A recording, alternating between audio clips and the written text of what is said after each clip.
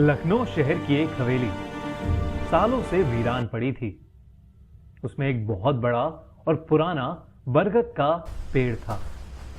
लोगों का मानना था कि उस घर में रहने वाले लोगों ने उसी बरगद के पेड़ पर चढ़कर आत्महत्या कर ली थी।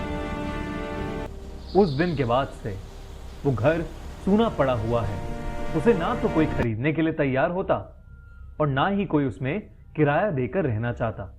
ऐसे में राज त्रिपाठी नाम का एक बिजनेसमैन, जो अब तक अमेरिका में रहा करता था, अमेरिका में काम करते करते वो आदमी डिप्रेशन का शिकार हो गया था। वहां वो अकेले ही रहा करता था और उसकी जिंदगी में पैसा और काम के अलावा कुछ नहीं रह गया था। इसीलिए वो इंडिया आ गया और यहां अपने परिवार के साथ रहकर एक नया बिजनेस शुरू करने का प्लान करने लगा। रहने के लिए राज ने वही घर ले लिया क्योंकि वो बहुत सस्ते में मिल रहा था। राज के परिवार वालों ने और यहां तक कि घर बेचने वालों ने भी उन्हें चेतावनी दी कि इस घर में बहुत सी अनहोनी घटनाएं घट चुकी हैं, लेकिन राज ने किसी की भी नहीं सुनी। नया घर लेने के बाद वो वहीं पर कुछ दिन अकेले रहने वाला था। उसका परिवार कुछ दिनों के बाद उसके साथ रहने के लिए आ रहा था।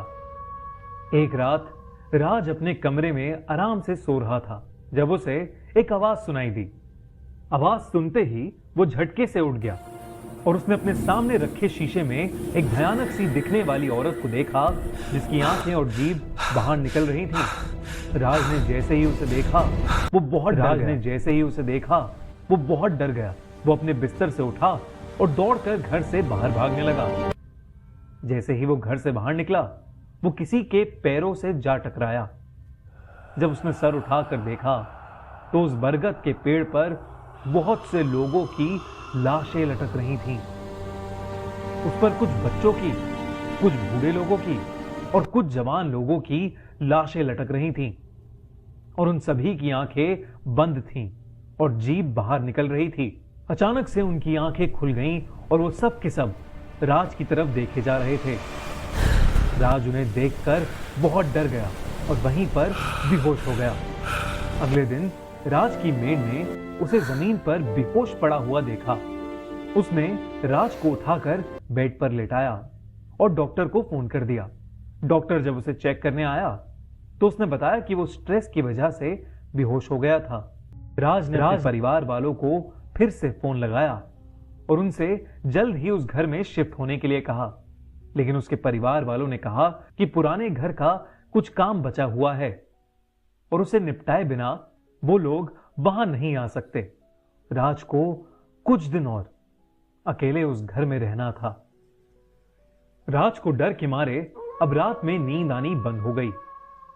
वो आधी रात में सोते सोते एकदम से उठ जाता और उसे ऐसा लगता कि जैसे वो सारी लाशें उसके कमरे में ही उसके आसपास खड़ी होकर उसे घूरे जा रही हों। पर वो हिम्मत करके अपनी नींद की गोलियां लेता और फिर से सो जाता। लेकिन एक रात अचानक राज की नींद फिर से खुल गई। उसने देखा कि वो बरगद के पेड़ के ठीक नीचे लेटा हुआ है और वो सारी लाशें उसके सर के ऊपर लटक रही हैं और वो लाशें तैरती हुई नीचे आ गईं। नीचे उतरने के बाद वो राज को देखे जा रही थीं और उनकी आंखें ठीक उसी औरत की तरह बाहर निकल रही थीं। राज अगले दिन फिर से उसकी मेड को वरांडे में बेहोश पड़ा मिला। उसकी हालत दिन ब दिन खराब होती जा रही थी। उसने सारी बातें अपनी पत्नी को बताई और अपने परिवार को जल्दी से उसके पास आ जाने के लिए कहा। लेकिन उस रात के बाद राज और उसका परिवार फिर कभी नहीं मिल पाए। अगली सुबह जब उसके परिवार वाले वहां पहुंचे तो उन्होंने देखा कि उनकी हवेली के आगे भीड़ जमा थी। राज की लाश पेड़ से लटकी हुई थी। सब कहने लगे कि राज ने आत्महत्या कर ली है, लेकिन सिर्फ उसकी बीवी ही थी जो उसके सच को जानती थी। उसे पूरा यकीन था कि उसके पति की जान वहां पर रहने वाली उन दुष्ट आत्माओं के कारण ही हुई है। इस घटना के बाद उस घर में कोई भी रहने नहीं गया और फिर उसे तोड़ दिया गया और उस बरगद के पेड़ के आसपास एक मंदिर बना दिया गया। आपको क्या लगता है, क्या राज सच में हेलुसिनेट कर रहा था और उसने डिप्रेशन की वजह से सुसाइड की होगी, या वो उन दुष्ट आत्माओं की वजह से मारा गया?